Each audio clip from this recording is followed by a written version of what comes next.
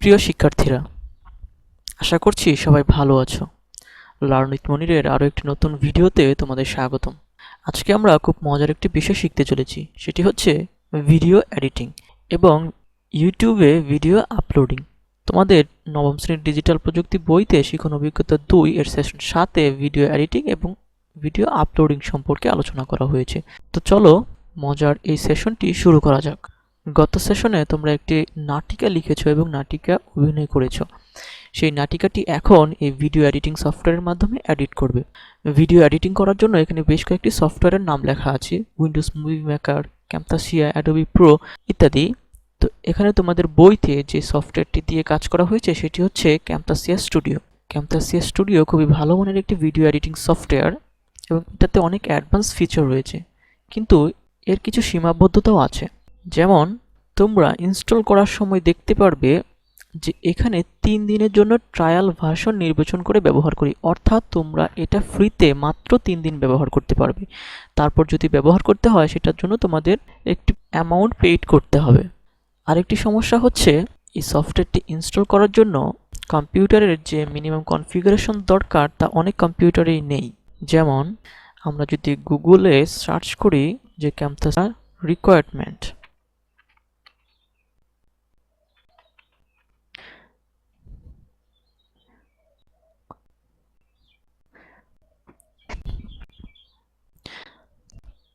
তোমরা ক্যামতাসিয়া system requirement দেখতে পারবে। অপারেটিং সিস্টেম, সেটা কোনো সমস্যা নয়। প্রসেসর, সেটাও অনেক ক্ষেত্রে সমস্যা নয়। র্যাম, সরকার প্রদত্ত যে ল্যাবগুলো আছে সেগুলোতে অধিকাংশ কম্পিউটারের 8 GB র্যাম নেই, 4 GB র্যাম দেওয়া আছে। এবং আমরা সাধারণত ব্যবহার করার জন্য যে কম্পিউটারগুলো ব্যবহার করি সেগুলোতে 8 GB র্যাম অনেকের কম্পিউটারে নেই, সেই জন্য এই সফটওয়্যারটি ইনস্টল হবে না। তারপরে গ্রাফিক্স কার্ড দেখো, মিনিমাম 2 GB গ্রাফিক্স কার্ড, তার মানে 8 GB এর কম যদি কোনো কম্পিউটারের র্যাম থাকে এবং গ্রাফিক্স কার্ড না থাকে সেই কম্পিউটারে ক্যামতাসিয়া ইনস্টল হবে না। তো সেই জন্য আমরা আজকে যেই ভিডিও এডিটিং সফটওয়্যারটি ব্যবহার করব সেটি ফ্রি এবং সকল কম্পিউটার ইনস্টল হবে এমন একটি ভিডিও এডিটর আমরা ইনস্টল করব এবং সেটি দিয়ে আমাদের ধাপে ধাপে যে কাজগুলো দেওয়া আছে সেগুলো করার চেষ্টা করব। তো আমরা যে ভিডিও এডিটিং সফটওয়্যারটি ইনস্টল করব সেটি হচ্ছে S movie editor.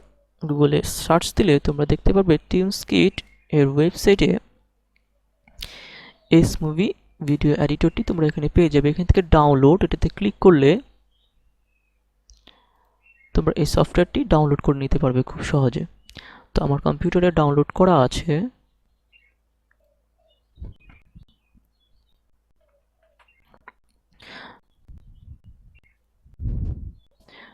ক্যামতাসিয়া software download, তো আমরা এস মুভি ডাউনলোড করলাম। ডাউনলোড করার পর সফটওয়্যার ইনস্টলেশন। তো সফটওয়্যারটি ইনস্টল করার জন্যে সফটওয়্যারের পরপর দুইটি ক্লিক করতে হবে। তারপর তোমাদের কাছে পারমিশন চাবে, তোমরা ইয়েস এবং নেক্সট করে সফটওয়্যারটি ইনস্টল করে নিব। তো আমি আর ইনস্টল করছি না, কারণ আমার কম্পিউটারে অলরেডি এই সফটওয়্যারটি ইনস্টল করা আছে। তারপর ইনস্টল হয়ে গেলে সাইন আপ করতে বলা হচ্ছে, কিন্তু এস মুভির আরেকটি সুবিধা হচ্ছে এখানে কোনো সাইন আপের প্রয়োজন নেই। তোমরা সরাসরি ভিডিও এডিটিং সফটওয়্যারটি ওপেন করতে পারবে এবং এরকম একটি ইন্টারফেস পেয়ে যাবে। তারপর ক্রিয়েট, এখানটাতে ক্লিক করবে, তারপর এরকম একটি ইন্টারফেস পেয়ে যাবে। সাইন আপের পর আমাদের যেটা করতে বলা হচ্ছে নতুন প্রজেক্ট খোলা, যেটি আমরা অলরেডি খুলেছি। তারপর কাজ 5, ভিডিও ইম্পোর্ট করা। তো এস মুভিতে ভিডিও ইম্পোর্ট করার জন্য এখানে ইম্পোর্ট নামে যে অপশনটি আছে সেটাতে আমরা ক্লিক করব। তারপর আমাদের যে ফোল্ডারটিতে ভিডিও আছে সেই ফোল্ডারটি সিলেক্ট করে নেব। তো আমি আমার বিদ্যালয়ের বার্ষিক সাংস্কৃতিক অনুষ্ঠানের একটি ভিডিও এখানে ইম্পোর্ট করছি। ভিডিও ইম্পোর্ট করার পরে ভিডিওটিকে টাইমলাইনে নিয়ে আসতে হবে। ভিডিওটিকে টাইমলাইনে নিয়ে আসার জন্য ভিডিওটিকে শুধুমাত্র এরকম ড্র্যাগ করে এনে টাইমলাইনে ছেড়ে দিলে ভিডিওটি এখানে চলে আসবে। ম্যাচ টু মিডিয়া ফিট আমরা দিয়ে দিলাম। তারপর অডিও ভিডিও এডিট করা। এখন আমাদের এই যে ভিডিওটি আছে এখানে আমাদের যদি কোনো সংযোজন বিয়োজন করার প্রয়োজন পড়ে সেটি আমরা করব। তো আমি ভিডিওটি চালাচ্ছি।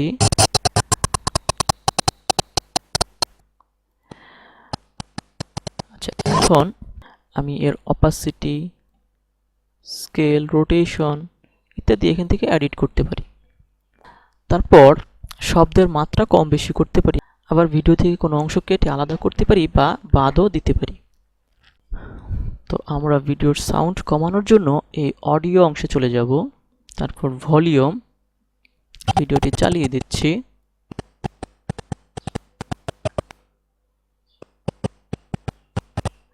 এরকমভাবে আমি আমার প্রয়োজন মতো সাউন্ডটি অ্যাডজাস্ট করে নেব। তারপর কোন অংশ কেটে বাদ দিতে চাইলে, যে অংশটুকু বাদ দিতে চাই সেখানে এরকম সিলেকশন অপশনটি রেখে ক্লিক টু স্প্লিট এখানে ক্লিক করব, এই অংশটি আলাদা হয়ে যাবে। এবং পরবর্তী যে অংশটুকু বাদ দিতে চাই এই অংশটুকু এরকম স্প্লিট ক্লিক করার পরে এই অংশটুকু আলাদা হয়ে যাবে। এই অংশটুকু বাদ দিতে চাইলে রাইট বাটনে ক্লিক করব, ডিলিট অপশনটিতে ক্লিক করব, টাইমলাইনটি ঠিক করে নেব। তারপর ভিডিওতে টেক্সট ও ট্রানজিশন সংযোজন করা। তো এখানে বাম দিকে দেখতে পাচ্ছ বিভিন্ন অপশন আছে।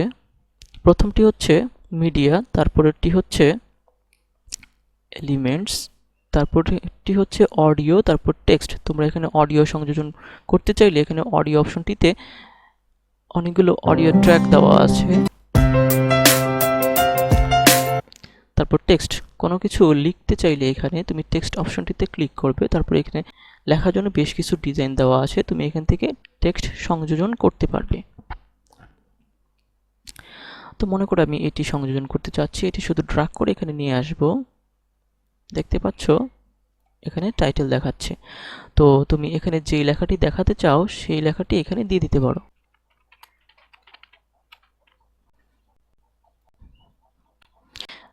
তারপর লেখাটিকে অ্যাডজাস্ট করার জন্য তুমি এভাবে ড্র্যাগ করে লেখাটিকে যে কোনো জায়গায় নিয়ে রাখতে পারবে।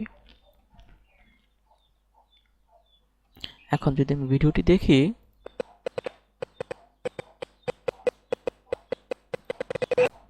আমরা ভিডিওতে বিভিন্ন ইফেক্ট সংযোজন করতে পারি যেগুলো আমরা ফিল্টার নামে চিনি। তো আমাদের এই ভিডিওতে যদি আমি এরকম ফিল্টার দিতে চাই, তাহলে যেই অংশে আমি ফিল্টার দিতে চাই সেই অংশটুকু এরকম সিলেক্ট করে দিলে আমরা দেখতে পারব ওই অংশটুকুতে এই ইফেক্টটি হয়ে গেছে। তারপর আছে ট্রানজিশন। আমরা একটি ভিডিওতে একটি পার্ট থেকে আরেকটি পার্টে যাওয়ার সময় যদি চাই যে এরকম ট্রানজিশন ব্যবহার করব, সেই ক্ষেত্রে আমরা এই ট্রানজিশন অপশন থেকে সেটা করতে পারি। সেই ক্ষেত্রে তুমি যে ট্রানজিশনটি দিতে চাও সেই ট্রানজিশনটি ড্র্যাগ করে এভাবে স্প্লিটকৃত অংশের শুরুতে ছেড়ে দিলে সেই জায়গায় একটি ট্রানজিশন হয়ে যাবে। যেমন দেখতে পাচ্ছ আমি এখানে একটি ইফেক্ট এবং ট্রানজিশন দুইটি এখানে ব্যবহার করেছি। তো আমি যদি ভিডিওটি চালাই দেখতে পারবে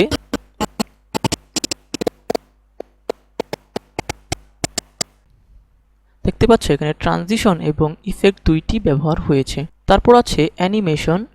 আমরা চাইলে ভিডিওর বিভিন্ন অংশে এই ধরনের অ্যানিমেশন ব্যবহার করতে পারি। তো আমি এখান থেকে যে কোনো একটি অ্যানিমেশন এখানে ড্র্যাগ করে এখানে নিয়ে আসলাম। এখন আমি যদি দেখতে চাই দেখতে পারবে এই ভিডিওটি শুরু হওয়ার সময় এই অ্যানিমেশনটি শো করছে।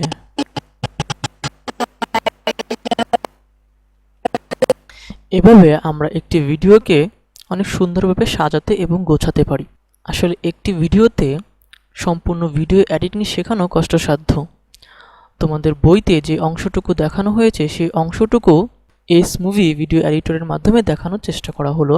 তারপর আমাদের যে কাজটি করতে হবে সেটি হচ্ছে কাজ 7, ভিডিও রেন্ডার বা এক্সপোর্ট করা। এখন আমরা যে ভিডিওটি তৈরি করেছি সেটি আমরা এক্সপোর্ট করব। সেটি করার জন্য আমি ভিডিওর দৈর্ঘ্য কমিয়ে নিচ্ছি, এই অংশটুকু আমি এখান থেকে বাদ দিয়ে দিচ্ছি। তারপর আমরা যদি এক্সপোর্ট এই অপশনটিতে ক্লিক করি তাহলে আমাদের এই অংশটুকু একটি ভিডিও আকারে এক্সপোর্ট হয়ে যাবে। তো আমি এক্সপোর্ট অংশে ক্লিক করলে লোকেশন চাচ্ছে। তো আমরা এই ফাইলটির একটি নেম এবং আউটপুট পাথ এখানে আমি লোকেশন দিয়ে দিতে পারি। তো আমি লোকেশন দিচ্ছি ডেস্কটপ।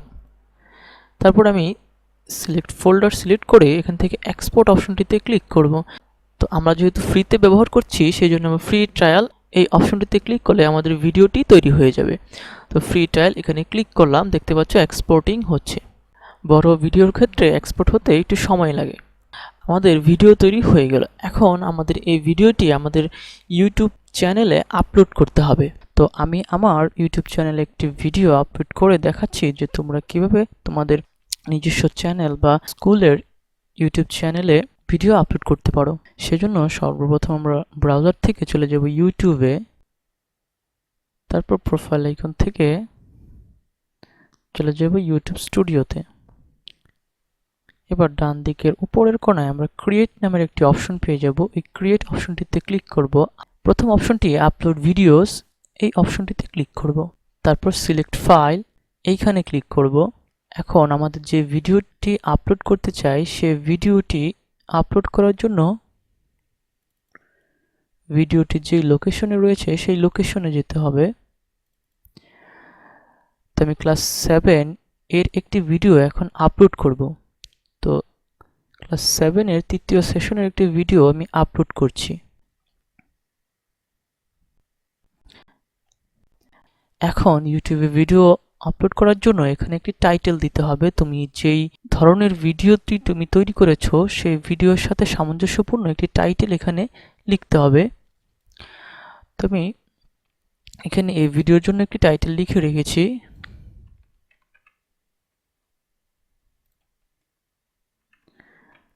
তো এই হচ্ছে আমার ভিডিও টাইটেল। তারপর ডেসক্রিপশন, এখানে ভিডিওটির একটি বর্ণনা লিখতে হবে।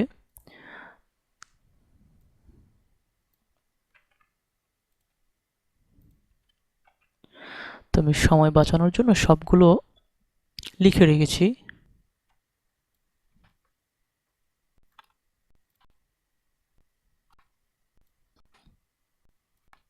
তারপর আমার এই ভিডিওটি আমি ক্লাস 7 এর ডিজিটাল প্রযুক্তি নামের যেই প্লেলিস্ট রয়েছে সেই প্লেলিস্টে অ্যাড করতে চাচ্ছি। তাই আমি ডিজিটাল প্রযুক্তি সপ্তম শ্রেণী এই লিস্টে আমি এটি আপলোড করব।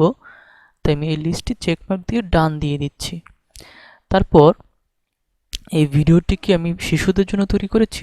No, it's not made for kids. তারপর শো মোর, এই অপশনটিতে আমি ক্লিক করব। তারপর নিচ থেকে ট্যাগ নামের একটি অপশন পেয়ে যাব। আমি এখানে এই ভিডিও সংশ্লিষ্ট ট্যাগগুলো এখানে দিয়ে দিব।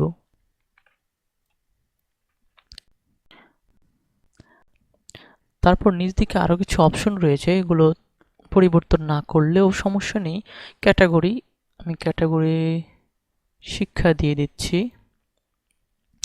তারপর এখানে ইচ্ছা করলে শ্রেণী সংযোজন করা যায়, তো এগুলো আমি আর এখন করছি না।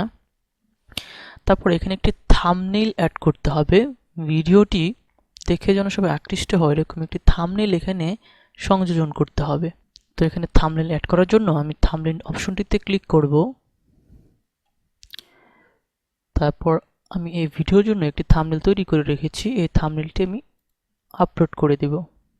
তো সংযোজন হয়ে গেল আমার থাম্বনেইল এবং ভিডিওটিও আপলোড হয়ে গেছে এবং আমার এই ভিডিওতে কোনো ধরনের কপিরাইট ইস্যু খুঁজে পাওয়া যায়নি, সেজন্য এখানে নো ইস্যু ফাউন্ড লেখাটি চলে এসেছে।